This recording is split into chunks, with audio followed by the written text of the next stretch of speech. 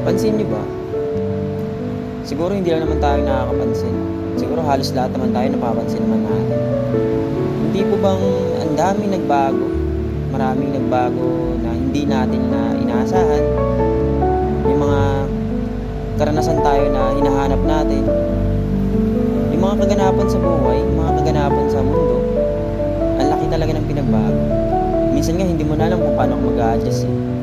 Minsan nga hindi mo na alam kung paano mo sasabayan yung daloy ng sinasabi nilang agos.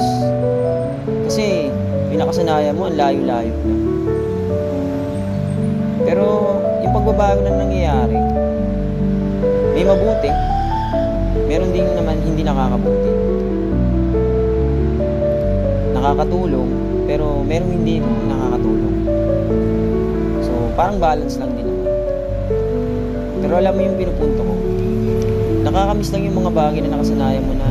Yung simple lang, yung tipong pwede kang tumambay, pwede kang mag-isip ng mga bagay na nakaka-relax.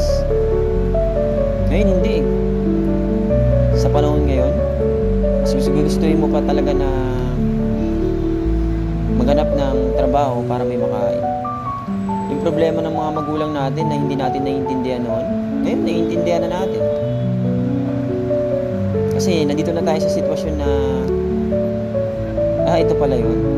Ito pala yung na-experience nila. Ito pala yung paghihirap nila ng mga panahon na yun.